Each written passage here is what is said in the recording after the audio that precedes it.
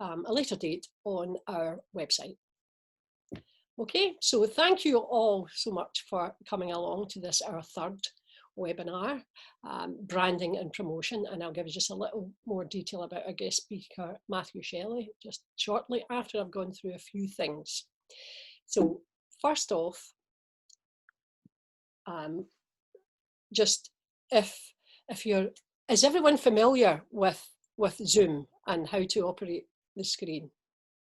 Yep. Okay, that's grand. So, you know, you can either have it on gallery or speaker view. Also, the chat facility, we will be using that throughout the presentation. So any questions that you have, if you could type those into the chat bar, and that can be found at the bottom of your screen round about the middle. Any questions you have, then Tabby will facilitate the Q&A. So also I should introduce my colleagues, Katie, who is our Membership and Communications Officer. She's managing the webinar, and Tabby is our creative producer, and she will be facilitating, as I've said, the Q&A. Now just a quick overview of our organisation. Whilst those here today might know of it, this will be on the website. So DGU, we're not about us, we're about you. We're here to champion the sector, to help shine a spotlight on the amazing variety and creativity of both our individual artists and creative practitioners, but also our arts organisations. We also are here to enable skills development, to help people develop both their creative practice and creative businesses. We're here to promote that both across the region, but out with the region. Where we are today, this is our Creatives Unlimited programme, and next level webinars are one element of that. There are 3 strands, which is growing ambition.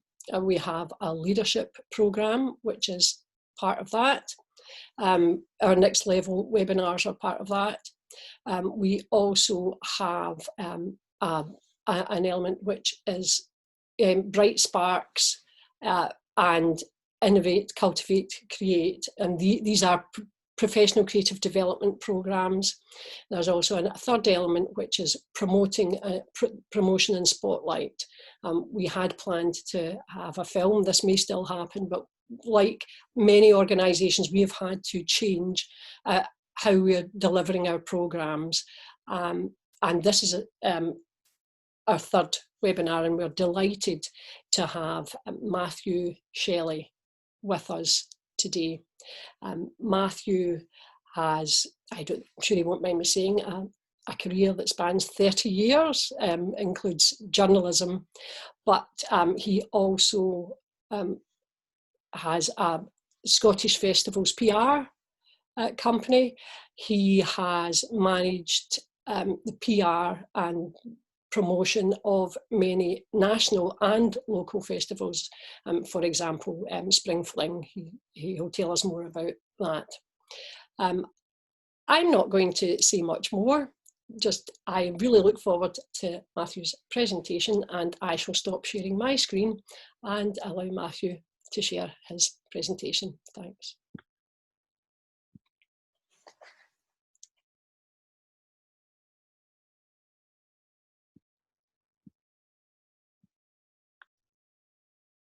Okay, now, hello, can everybody hear me? Am I yes, we can, unmuted? We can hear you. And have you got the PowerPoint on the screen? I just want to check that. Can you see that? Yes. Right, hello, thank you very much for the invitation to come along today, as has been said. I spent many years as a journalist on newspapers and writing for magazines, and I'm still an active journalist today. But about 18 years ago, I shifted my emphasis to public relations, and that's mainly been in arts, culture and heritage. So over the years, I've done everything from brand building and organisational development to running media campaigns for organisations, for individuals, for shows, for events and festivals, and I also do a bit of mentoring from time to time. Today we're talking about branding and promotion specifically for artists and makers, and that's clearly something in the current situation people are having to think rather more about, perhaps more about than they did in the past. So what I'm aiming to do is take a fairly broad brush look at stuff. First, I'll look at branding, what it does, what it is, and a little bit about how to build a brand. Second, I'll start to look at promotion and some of the ways people do and some of the ways you can promote your businesses, but I'll also be drawing these things together because they very much exist hand in hand, and I'll be giving some examples of how people I've worked with have sometimes gone about this. Right, now, there we are, good. So, why branding matters, starting off with a few thoughts on that and what it achieves. I really don't think of myself as somebody who's particularly influenced by advertising or branding. As you'll tell, I don't go in for designer clothes or anything like that.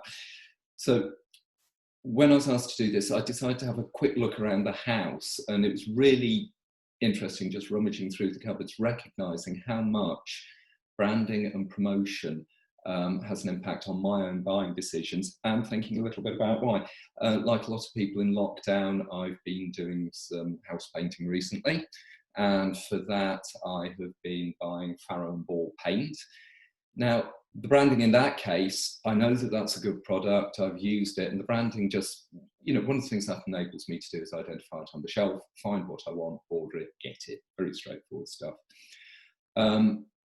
I also have a beloved greyhound who I love to give treats to. Now, one of the things there is I've never actually tried pedigree chum schmackos myself, so can't vouch for the taste there, but I trust the brand label, and that's a really important aspect of branding.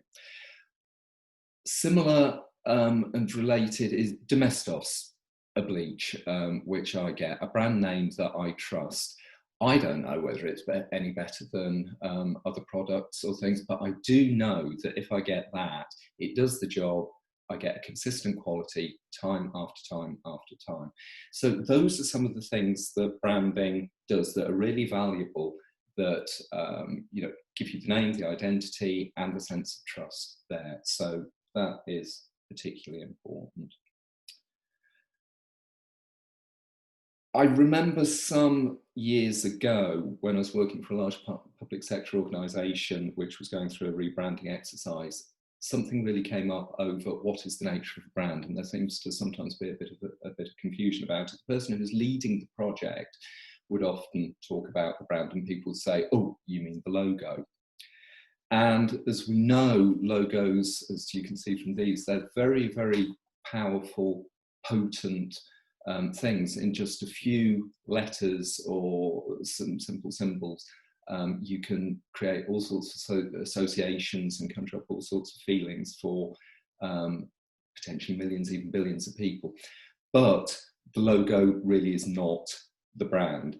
It's like, I always think of it as like the relationship between a flag and a nation. It's an outward expression. It symbolises things. A brand goes much, much deeper. A brand will include the product or service, the producer, that's you as well, all the outward expressions of the images, and it takes in every association, every kind of feeling that people have about you. So it comes into things like customer relations and things. And that then gets fed back into the brand. So, you know, those symbols there you'll look at, and you'll probably have all sorts of different, sometimes positive, sometimes negative associations with those things. So the brand is all the ideas that something conjures up.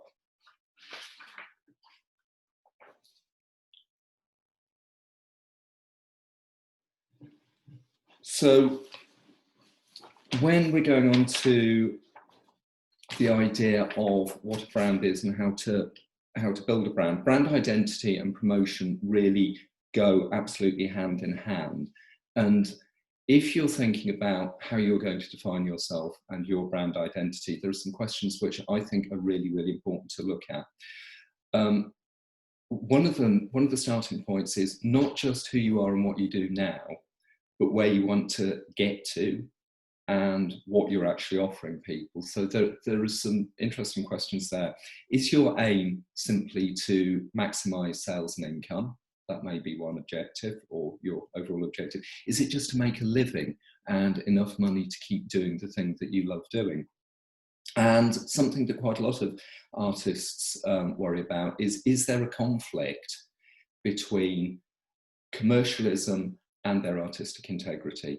That can be something which you really need to think about quite a lot. The answers to these questions are things that will potentially point you in very different directions when it comes to your marketing and promotional activity.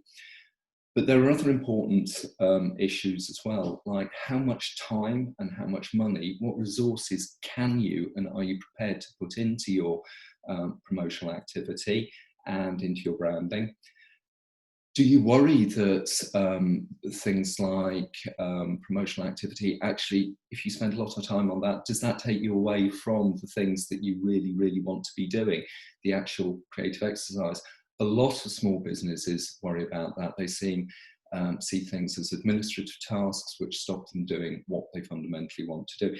But there are other people who take an entirely different view. They love talking about what they do. They love promoting it and see it part and parcel as of their business and of their activities. Other issues that you need to think about are, what relevant skills do you have? Do you have enough of them? Or where can you access others? And that may be through friends, even through crowdsourcing of assistance. Or do you need professional support at all? Do you need to buy in any services that are going to help you, which may be pricey, but may be very, very worth it in the end? And the things that I think that people need to think about what they need to invest in the arts and cultural sector and the creative sector generally are, these days a good website is an absolute must, but do you need good visual branding as well? There's the issue of getting quality photography done. Do you need perhaps some well-placed and well-designed adverts? Do you need some decent leaflets or other printed materials like cards? All of this stuff can do and can potentially achieve a great deal for you. Now, one of the things that I think particularly matters is having good quality photography for all your promotional activity. And one of the things that always strikes me about that is I work with a number of open studios events, and each year I'll get brochures through and think about which of the studios I'm going to visit. And even if I know the artists involved and that they do similar kind of work and similar quality of work, I will often be influenced to think I'll go to that one rather than that one from the quality of the brochure picture.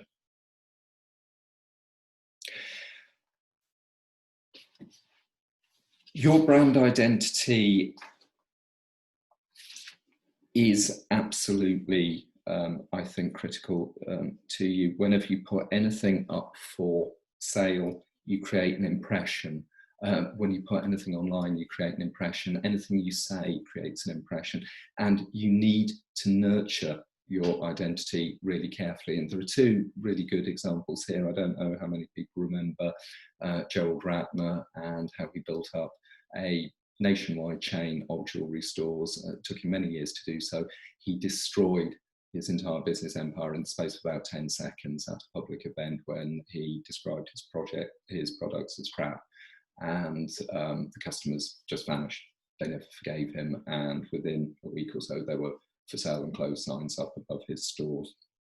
Now, I'm not particularly interested in cars, and I don't think I've ever even ridden in a Rolls Royce, let alone driven one. But that brand has become a byword for excellence, for quality. Everybody knows it. It's in the language as things become a Rolls Royce service for whatever sector they're in. And those are really, really good examples of how branding and the care and nurturing of branding can achieve entirely different things, and in the one case can achieve great and very positive things. A good brand is, as I've been saying, a complete package, right from product to person, promotion, and it needs to be carefully nurtured and looked after. So a quick example here, something I've been involved with for a number of years doing the PR for it, is an event called Elements, which was set up by the Incorporation of Goldsmiths of Edinburgh, along with Lyon and Turnbull. They wanted to do something that would create a platform for the best of handmade gold, silver and jewellery in Scotland. So they decided to organise an annual event and fair where people could go along, buy stuff, browse, meet the makers. But over the years, they have developed that very, very carefully, because they have developed it not just as a sales event, but as something which also promotes ethical making. So there's a second strand to what they do, which they present in all of their publicity material, and is something that's very, very important to them. One of the things that they thought about very carefully was the timing of it. So it's time for the Christmas market, a time when people are probably more receptive than any other to buying handmade and designer goods. And the way they've gone about developing the brand has been one that's impressed me, because they've recognised that it's not just a one-off, that it needs to build year after year after year. So over time, it's not just been the logo that they've done, but all their typography, all the colour of their communications has been consistent and very high quality. They've organised partner events with people like Harvey Nicks, which have introduced some excellent Scottish makers to new audiences. They've used email, they've used media communications through me, and it has been very carefully done, very successful, and very, very well thought out. And the success of it is, I think, indicated it's now in its sixth year. They keep on getting customers coming back now, time and time again, and quite a lot of participants wanting to take part in it year after year.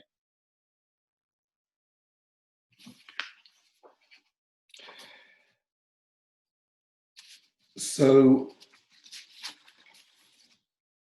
oops, I think I've gone a little bit on. Yeah, so sorry, we've talked a little bit about this. Your brand identity is extremely important. You need to think about your aims and your objectives, and what is important to you. And you do need very much to play to your strengths and to not be shy. One of the things that I frequently find about artists and makers is that they're a bit reluctant to blow their own trumpet. But one of the key things to remember there is that unless you go out and tell people about what you do and the fact that what you do is good, then they simply won't know about it. So you do need to take the initiative and tell people and promote yourself. And there are, in fact, quite a lot of things that anybody can talk about. People sometimes wonder what are the things that they can say. As an artist and maker in rural southwest Scotland, you are someone with tremendous skills, with probably a lifestyle that is hugely enviable for anyone. So, you know, picture an office worker sitting in Slough typing stuff into a computer all day. You are living a dream. You are a highly talented and able person. They want to know about you. They want to find out about you. Your processes and practices are often quite fascinating. And you will probably have quite a lot of stories and anecdotes that you can tell. A couple of years ago, Jane Fraser, a spring fling artist, got in touch with me. And one of the things we were chatting about was that people will sometimes come along to a studio and say, oh, nice bowls, but who does the hard work of cutting up the wood for you? And actually, sometimes when a tree has blown down in the botanics or something, she'll get a call saying, do you want this wood? And she's out there with a chainsaw cutting it all up. So we came up with the idea of emphasising this and got a lovely selection of photos like these and put out a media release which was very well received and got quite a lot of coverage, and helped promote her studio for Spring Fling and Spring Fling more generally. Then beyond that, it's worth remembering that Dumfries and Galloway is known for its creative community, and that it's a region that does inspire people. So there's that background stuff that you can talk about as well: where you live, who you are, what you do. All of this stuff comes together for really kind of useful promotional material. Ultimately, the aim of promotion is to make a buzz, to get people thinking and talking about you and what you do. And the great thing about that is that there are lots and lots of ways you can do that these days. But it's worth thinking about what mediums, what platforms achieve what particular ends. So things like Twitter are absolutely great because they raise awareness, they can reach large audiences potentially and give, you know, a really strong taste of the sorts of things that you do, but they're not necessarily that great at generating sales. They might be quite good at pushing people towards a website or something like that. But others, like other things like personal selling at events, they may not have the breadth of reach, but they are very, very good points at which you can actively convert interest into sales. So it's really worth thinking about the kind of mix of activities you have, the mix of promotional materials you've got, and engage in some that will raise awareness of you and some which are better at actually yielding sales. As we said at the beginning, I'm somebody who came up through the newspaper industry, and working with the media is something that's very close to my heart. We're in a position at the moment where we don't know what the future of the print industry is going to look like after coronavirus, but we do know that Dumfries and Galloway still has a really very lively media, both in print and broadcast, and a lot of this media is really quite interested and supportive of the arts and culture. So that's great. Then at a national level, Scottish or UK, there are quite a lot of publications out there which are also interested in artists and makers, and you may have stories that interest them. So one of the things that is really important to think about media coverage is the reason why it is so valuable is that it is precisely not advertising. It is not something that you have paid for. It is not something that you are saying about yourself. It's not even like a testimonial from a customer. It is something which is a third-party validation of what you do. So as a news editor or a features editor, I used to do both those jobs on various publications. I would sit there, I'd have lots of different stories presented to me each day, and without any vested interest in any of them, I would decide which ones I thought were of most interest and relevance to my readers. And it is that process that remains the valued and valuable thing about getting media coverage. And if you are interested in working with the media and getting some media coverage, there are all sorts of possibilities, but you do have to understand some of the ways of going about it. One of the fundamental things there is what makes a media story. What is of importance to you isn't necessarily of wider interest, and it's not necessarily something that is newsworthy. So it is worth thinking in terms of, if this was a story about somebody else, perhaps in a sector that I don't even belong to, would that interest me? Would I read it? Try that test on something. And also, one of the key things to think about is the presentation of any news story. You need to show why it is of interest to people. You need to persuade that news editor or features editor or reporter of the value of something. So a little example there. there's a wonderful woodworker who you may know, Daniel Lacey, who works over in the east of the region.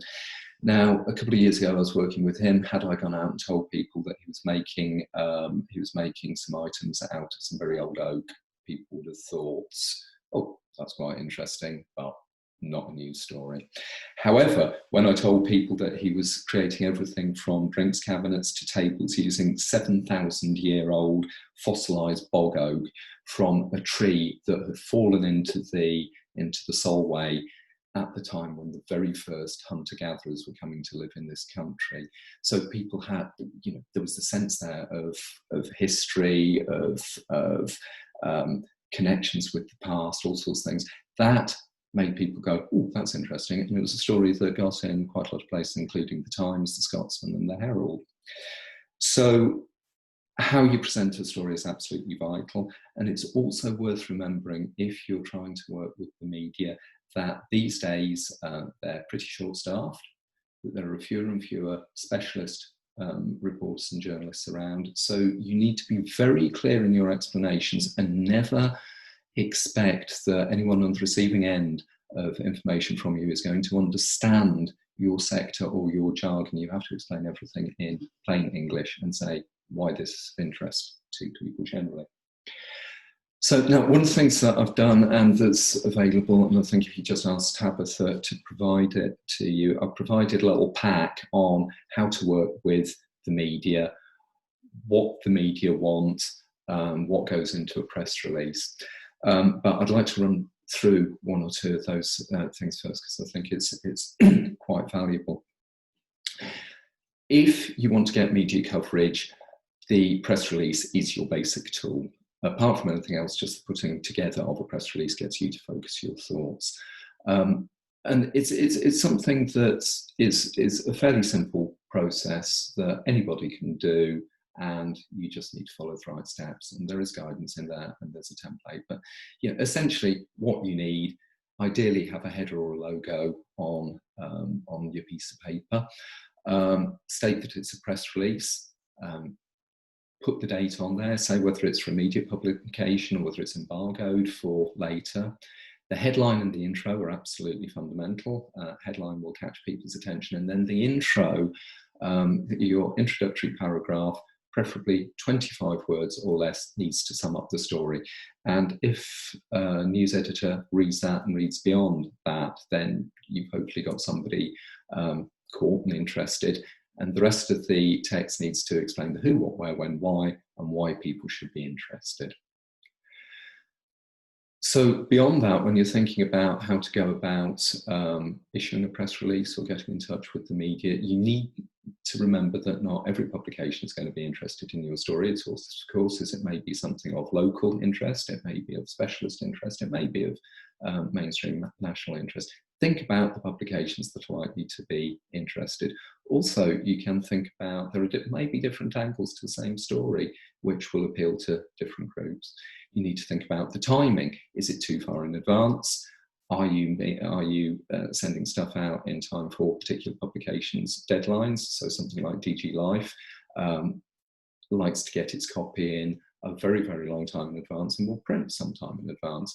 Other things, daily or weekly newspapers want stuff fairly up to the minute, but so in the week of an event is probably a really good time to tell them about something that's going on.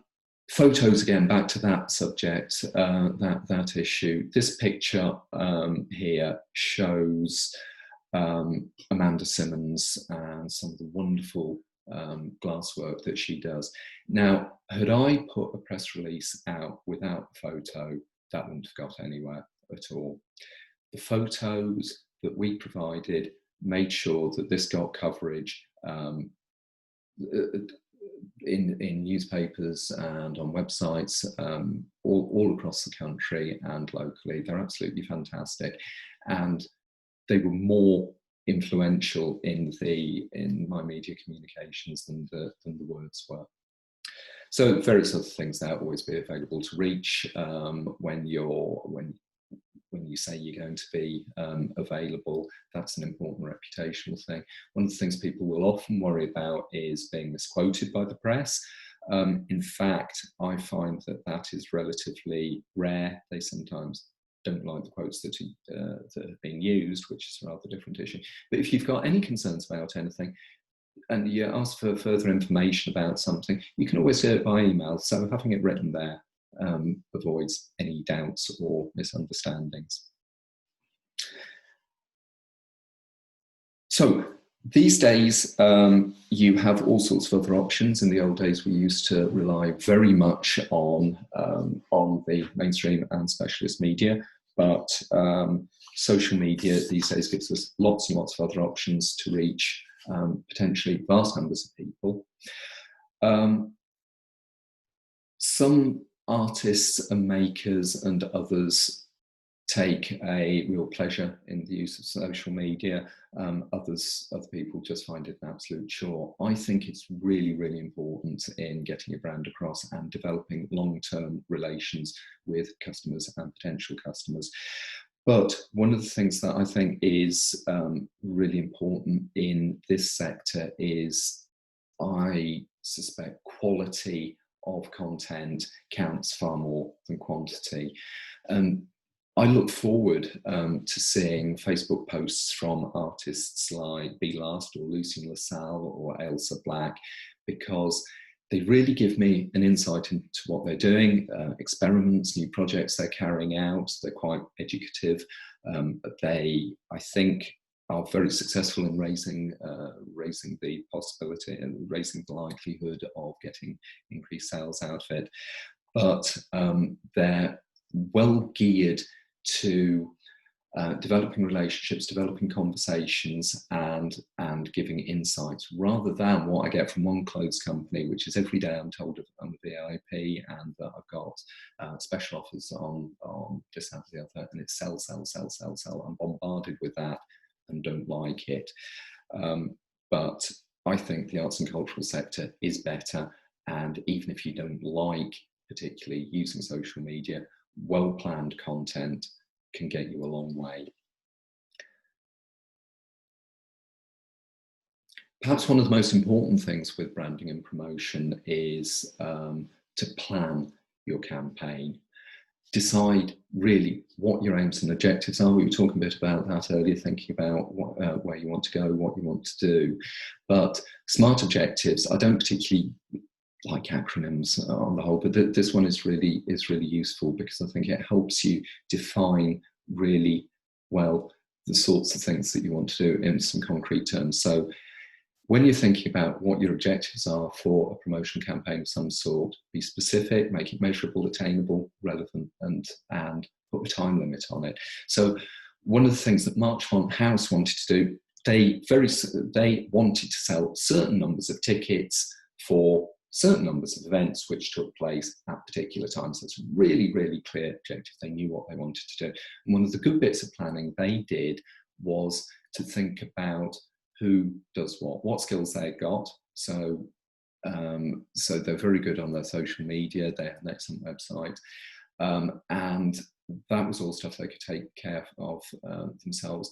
But things they needed to buy in were PR support and photographic support. So that was a good bit of planning for them.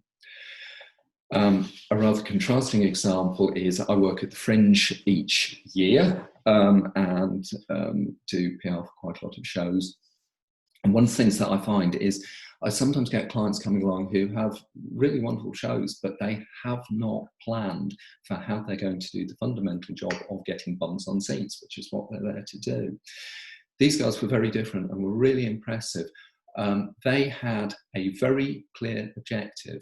They wanted to break even in a 600-seat venue over a period of 40 performances, and that is quite an ambitious target. So they spent a lot of time working out how they were going to do it. So they came over from Australia the year before, did a recce, got the measure of the Fringe, how things operated there. They were obviously touring their show in Australia and perfecting it. And then, as this timeline shows, they came up with a very detailed plan of what they were going to do at what point. And then they had in mind all the time, the aim was to encourage people to go to the physical or online box office and buy tickets. So that was their purpose, to achieve a particular aim. And it worked wonderfully. And now they've got a show which is, well, it went on to London and is potentially touring the world later. So in conclusion, we've looked at a bit about the nature of brands, how to build brands, how it ties in with promotional activity, ways you can go about promoting yourself. And so to just sum all of that up, there are three things that I think I'd hope you take away from this. First of all is sort the basics. Think about your brand, get website sorted, think about the sort of materials that you need. Then come up with a strategy. How are you going to go about achieving those aims? And then the final thing is just get out there and spread the word about yourself. So thank you. Thank you, Matthew. That was brilliant. We're just going to have a wee quick word from Maggie. If you could stop sharing your screen, and then we'll do the Q&A. Okay, is that off? No, not yet. That's it. It's coming now. Thank you. Maggie, over to you.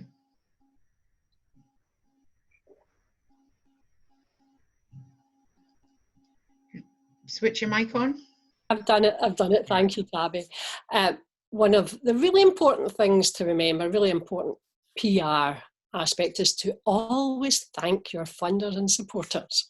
So I'd like to thank those who are supporting Creatives Unlimited and the three strands, which are growing leaders, growing ambition and growing visibility.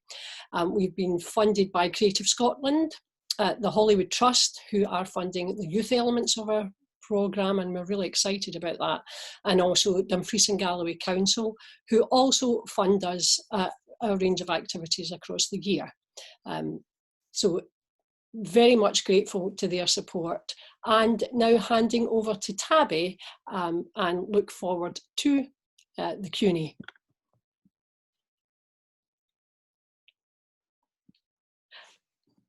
To undo my mic. There we go. Thank you, Maggie. Thank you very much, Matthew. I don't know about everybody else, but I really, really found that valuable and enjoyable. And just to reiterate what Matthew said, he's very kindly done webinar notes that we will email out to all of you after the webinar. Okay, so questions. If any of you thought of any questions, please put them in the chat, and then I can actually read them out to Matthew. So Matthew, the first questions, which were from Roger, and they are: as a photographer and short filmmaker, is there any way of branding other than having a good logo on all your imagery?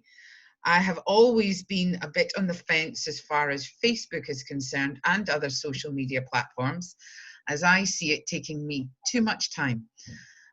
At 70, the old brain doesn't pick up the shortcuts and the tricks that make it so easy for younger folk. When I was at college, all this did not exist. I've tried, but not sure whether for the amount of feedback it is worth the effort. If I could find one simple thing that works, that would be great. Or get some whiz kid to do it for me. Thank you, Roger. Matthew. Well, I mean, that does actually bring in the whole thing of whether you need to buy in services or not. As if Roger is in any way concerned about how far his brand stretches, he might like to look up in the back corner of my screen here where there is a piece of his already hanging there. So he's certainly influenced me. I think that knowing Roger's work, he produces great stuff. And as I was talking about earlier, the brand is a whole set of impressions. It's not just logo, but you might want to think about typography and presentation in various places, and how he presents. I think it's ideal stuff for Facebook. His whole process as a photographer, how he comes up with images, how he creates things, the ideas that go behind it, go on behind it are great.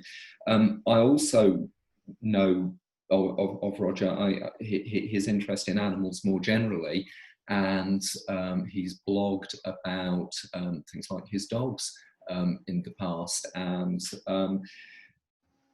this is all the stuff, the about him, the about his background, the about his what inspires him, and what he does, and where he lives. All of that stuff, I think, is an important part of who he is and what his brand is, and very much the stuff that he can promote on social media. Now, it does take some effort to try to promote things, and that goes back to what I was saying about, you need to think about what different platforms are going to achieve for you, and what you're aiming to do. Something like Facebook doesn't necessarily instantly yield sales, but it does create ongoing relationships with people, and it does keep them in mind. And once you've sold to people, it can be a great way of getting ongoing or return sales.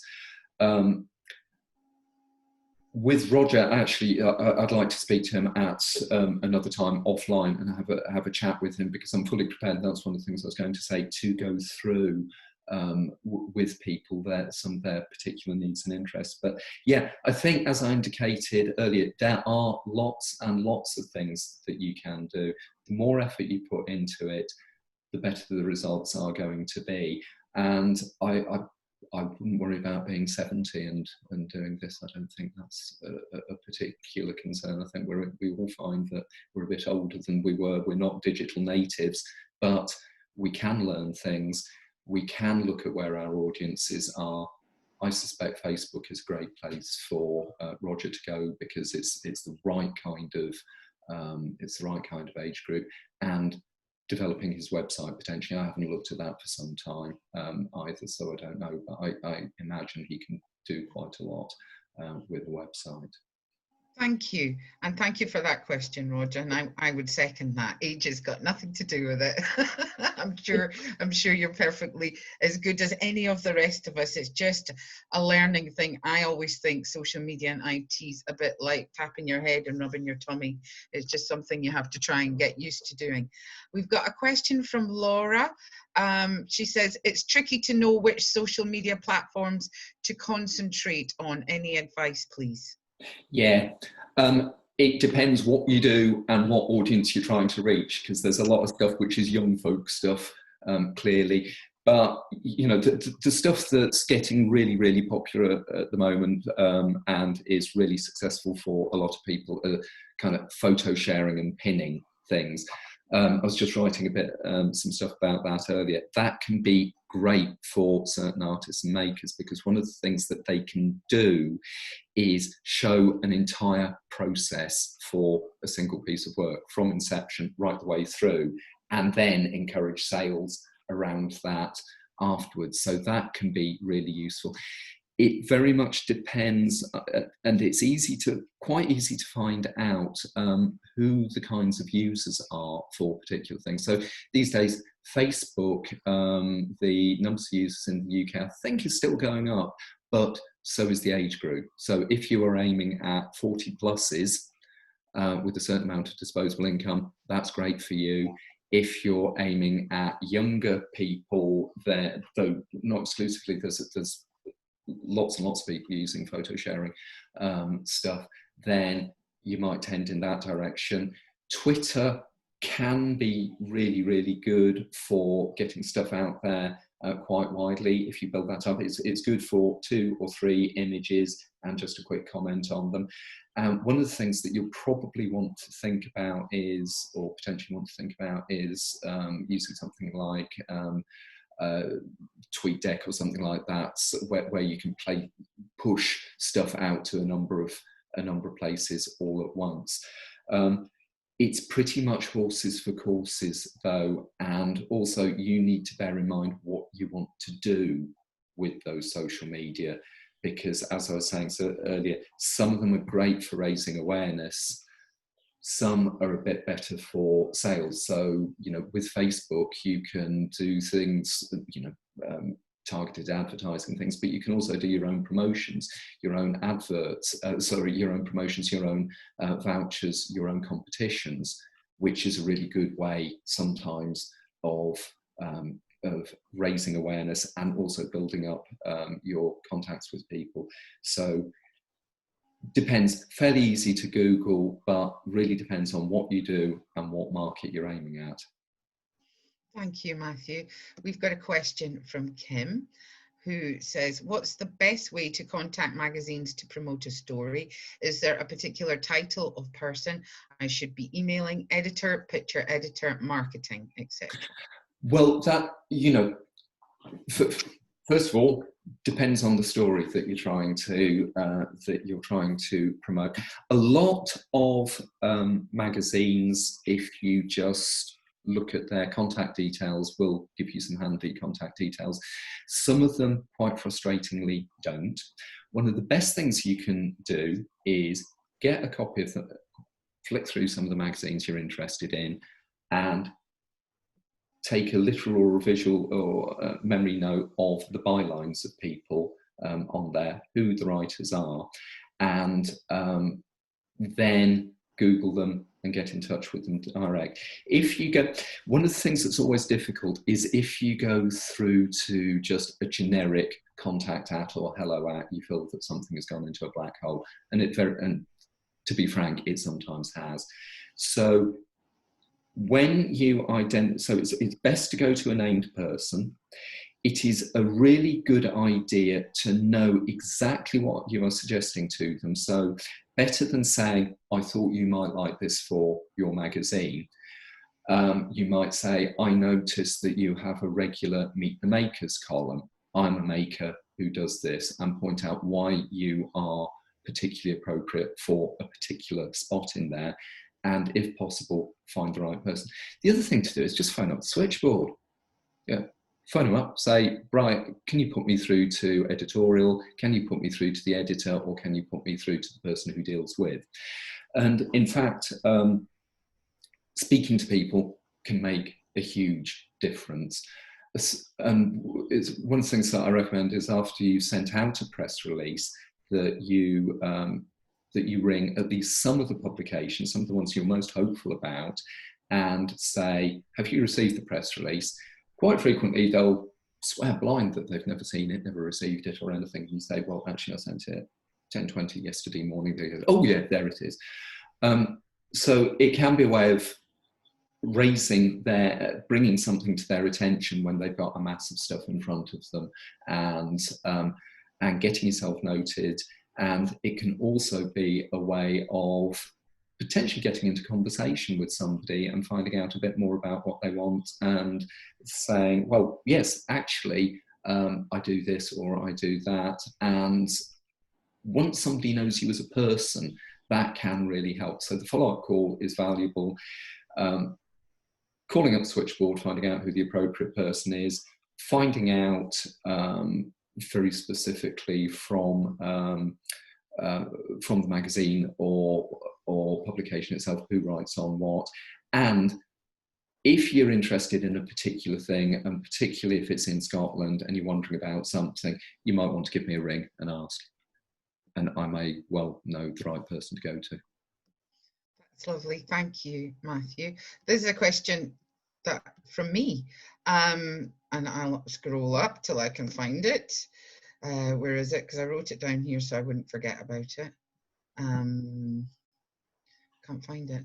Basically, how have you got some tips to share with us about how we would deal with bad press that might negatively affect our brand, like a bad customer review on social media or a complaint made in public?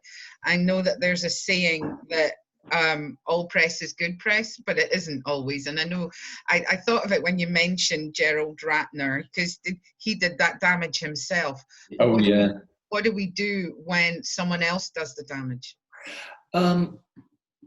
If I could wind back one step, and that is, while some bad press and certainly bad reviews and things can be unavoidable, there is a lot you can do to avoid it happening in the first place. And one of the things that I emphasize in my working with the media thing is that I recommend that unless you are, you really know what you're doing, or are really committed to something, then you only engage in positive publicity. You only put stuff out which is positive. You avoid controversial issues if you want. So online, if you're wanting to talk about stuff that's controversial, you might want to keep stuff separate in personal social media accounts and business social media accounts, because that is often one of the things that will attract negative comment. That if you are expressing strong opinions about something, people will react against that. And there is it is one of the big risks of social media, that it is two-way communication. It's one of the strengths and one of the dangers of it, that people can comment back. And in a way, one of the, so to some extent, if people are critical, then you might just have to suck it up and get over it. And if you respond or over respond and look over defensive, that can sometimes make matters worse.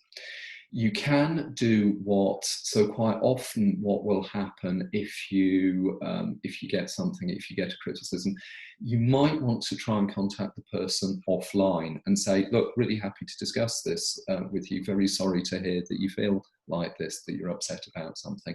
And that can sometimes just take it out of the public sphere and be dealt with. That's a really good thing. That's what a lot of big companies do.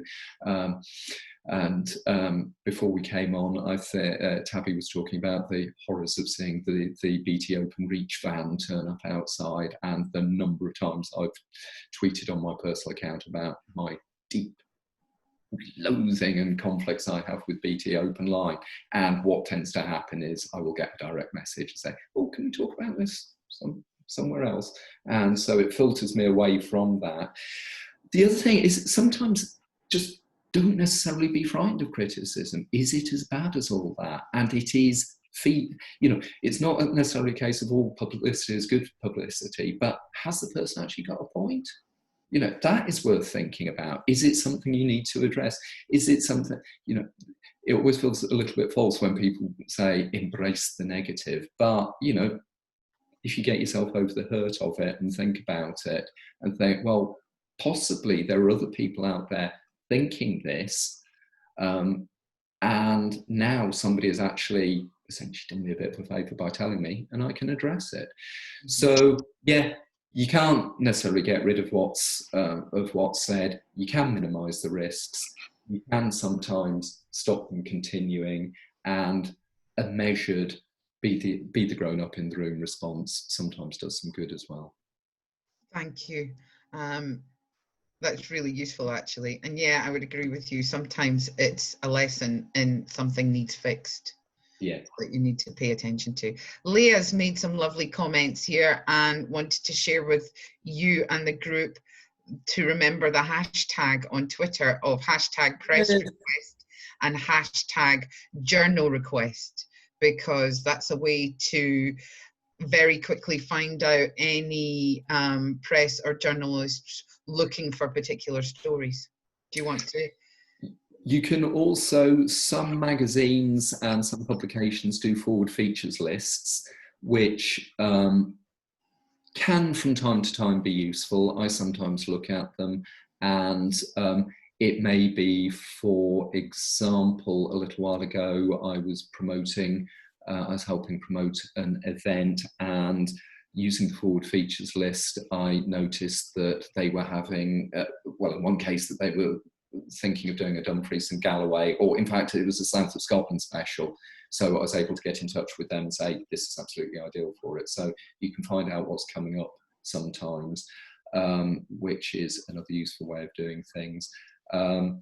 But then again, one of the other useful things is if you use things like Twitter and build up a bit of a following amongst journalists, and LinkedIn is quite good at that as well, building up a following amongst and connecting yourself to journalists around the place. That could be another way that you can attract attention. And Maggie wanted to say something? Just I happened to, I attended copyright and intellectual property webinar last week, and we will also be running one of those mid-July. But one thing I picked up there, it was in terms of the first half of Roger's question about photographs and your brand on a photograph, was actually give a very full title to any photograph that you put up on social media, you know, which will include what it is, who made it, you know, a whole, you know, as much detail as you can, because once it goes on Facebook, really, you know, it's in the public domain, and you want, every time someone clicks onto that or downloads it, you want there to be as much information about you and what the image was about. So it's something I've never do when I post photographs on Facebook, or of my own work particularly. So I shall remember henceforth to give very full titles. One of the things that I think is very good practice with a lot of photographers do not even, or a lot of people sending out photographs do not even put a proper name on the photo, and quite a lot of them don't fill in the metadata within the photograph itself, which can be really, really useful. There was somebody was asking about picture desks earlier, and I just wanted to shift back to that, because precisely one of the things that I do, because I work very closely with the photographer, is often when we're putting out press releases and there's a strong photographic element there, we'll kind of do a pincer movement. So he will contact picture desks and picture editors. I will contact news desks and news editors, and that combination of things can quite often work, because picture desks can be a really, really great way of getting stuff in, because picture editors are very frequently looking for something that's going to hold a page, that's going to be a strong image, and they might just want to there might just be a couple of lines underneath it. So with the Elements Festival that I was talking about earlier, we will always organise a photo shoot with some really grabby stuff, like there's a guy called Brett Payne who creates these huge silver spoons out of 1.5 kilogram silver spoons out of a single ingot. And as soon as I heard that, I thought, yeah, that's going to make great photography. And it did. And that succeeded through picture editors and picture desks. So the copy underneath was probably just 1 or 2 sentences, but it was saying, silver spoon, you can see it at the Elements Festival, which is at today, tomorrow, and the next day. And that was great, because lots of people would look at that, absorb that little bit of information, and then hopefully come along to the event or be aware of it. So yeah, loads of information in pictures and about pictures, and think of pictures as a really big asset. What about video now, when we've got video as well? Increasingly important. So many people, and one of the wonderful things about it is that you don't have to be great at video to be able to do some handy stuff. If I can go back to the Fringe example, one of the things that the actually now defunct STV cable channel used to do was a little thing called Shameless Punt, and they would invite Fringe shows to put in 10-second videos. Now, last year, the Fringe Society took up that suggestion and created a kind of virtual video jukebox and invited people to put in 10-second videos. And the difference in the kind of styles and qualities of what people produced were quite phenomenal, but the creativity and the imagination that went into a lot of these things was great. And you can put them on Facebook, you can put them on your website, you can do all sorts of things with them, and it really does engage people, and you can use them for lots and lots of purposes. And if you've just got a fairly standard mobile phone, you can do them. But then obviously you can go way up in production values to very, very high quality stuff. One of the things that we're noticing a lot, obviously, during lockdown, is people are doing quite a lot of how-to videos.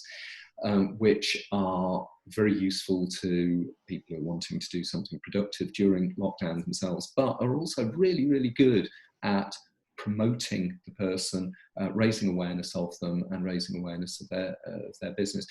And as stuff goes online more and more and more, I think, you know, video is just going to carry on becoming more and more important.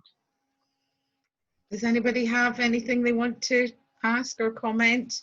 Because I haven't got any more questions down here, but if you want to say something, then let me know. Give me a wave if you want to join in with something. The only other thing I wanted to ask, Matthew, is in terms of, you're a PR expert, we're not. We've all got different specialisms. We're all creatives in different way. So is it okay for us to try to do our own PR? Should we take someone on? It costs money. There's a budget. So how do we decide when we do it ourselves and when we take on someone like you? Going back to what I was saying earlier, you know, one of the things that, as somebody who's, as well as being a PR person, I am interested in the arts and culture and the arts and cultural sector in Scotland and its success. And one of the things that I'm very aware of is that a lot of artists and makers don't have a lot in the way of money. They can't employ people to do a full campaign for them. What they might be able to do is perhaps employ somebody to do a bit of mentoring. I think things like the little pack that I have put together that you can look at can provide you with enough information to do some very basic press releases. Now, what I think people can do for themselves is, so long as they stick to positive stuff and don't run any risks with it, they can write their own press releases, they can put them out there. And particularly with local events and local media, they can get in touch with Stranraer Free Press. I think it's just brilliant. I love it. It's really, really good at providing coverage in that area. DG Live, I think, does a fantastic job. And in our area, BBC Local Radio is really, it takes community responsibilities or community interests really seriously. They will often do interviews about events and things and exhibitions. There is a lot you can do by ringing these people up, by sending them a message and things. So there is a great deal you can do yourself. If you are thinking about buying in professional services, you need to think long and think carefully about exactly what it is you want. And one of the things that I was saying is, these days, for example, building your own website is perfectly possible. In the old days, people often used to get a company to build and look after their website, and then they faced ongoing costs each year. Every time they wanted to make a change to that website, they had to pay somebody to type in a few other words. These days, there are much cheaper options, but you may wish to get some professional support. So with something like a website, you may wish to get somebody to help build it or to build it for you and then just hand it over to you. In Southwest Scotland, there are some people who are rather more affordable than in quite a lot of other parts of the country. So that's one thing that helps. And I think that you need, probably once you've thought about what it is that you want, to talk to a few people about how to make that possible, how to make your plans possible, work out a budget, what you can afford, and go at it like that. That's part of the SMART objectives that I was talking about. Yeah. Leah has recommended a book as well, where, which is about doing it yourself. Leah, she Hype Yourself, a no-nonsense DIY PR toolkit for small businesses by Lucy Werner. And I've put the details of that on the chat if any of you want to take a note of it. Yeah. Sure, there are other resources. There are also other things you can do. I mean, sometimes you can do skill swaps with people, and you know, you will quite often know people around who've got a service that you can offer them in return, or something, and you may have friends and relatives who can help. So, you know, make your plan thinking about what resources are out there, and then think about what you need to spend. And it may be that you think that, right, you can't afford much at the moment, but in future years, you will gradually, as your business expands, you will invest more in it. So you'll invest in you'll start off with a basic website, then get something better and better over the years. So. And I think Kim wants to say a few words. Can you undo Kim's mic, please? All right, so I've got it. Hello. Yeah, sorry, I just wanted to ask the number of times we can shove something up on Facebook and we think we put up something interesting, and we think we put up something which, you know, other people might, you know, and it's tumbleweeds go past and there's virtually no response. Should we be taking that as a sign that what we put up isn't actually intrinsically interesting, or is it a case of we just have to accept that actually, you know, or is it just a case of bad timing, or Facebook just isn't a way of doing things, or we've got to be a much more proactive or canny in the way we do our marketing? It's just that, you know, you shove up something and you get virtually no response. The kind of disheartening sense of, you know, is it worth it? Can I be bothered? Maybe I should just go and stick a blanket over my head and tell the world to go away for another year. Mm-hmm. Just your thoughts on that, really. There's a lot you can do, obviously. There's so if you're putting something up on Facebook, use other things, you know, to point people at it. Obviously, look back over a period of time at what has worked and what hasn't. You mentioned times and times of day and days of the week. That is important, because different times of day, you will find people are looking at different things, and they will be using different devices. So mobiles a lot in the morning, tablets a lot in the evening, and things. So think about that. Think about your audience. And to some extent, you know, sometimes there is no telling. I put up two very, very similar, I thought, posts the other day on Facebook. One did sort of moderately well. The other just absolutely took off. And part of the thing that you're obviously relying on is, you know, another person being interested, sharing it, and the sharing going on and on and on. But really, you know, think of stuff, as I think you pretty well do, in terms of the reader, who, you know, the person on the other end, and what they're going to be interested in. Think, should you be cross-promoting stuff as well elsewhere? And you can sometimes, you know, if you want to have a particular impact with something, you can put other bits of work in it. You can sometimes get in touch with people. So a former client of mine from the Fringe got in touch with me the other day and said, look, I'm putting all this stuff up on social media about my latest project.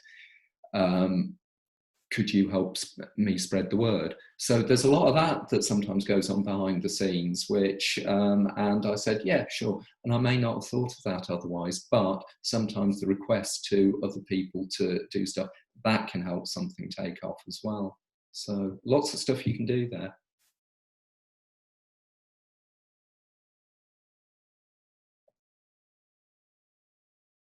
Does anyone else have anything else they'd like to ask?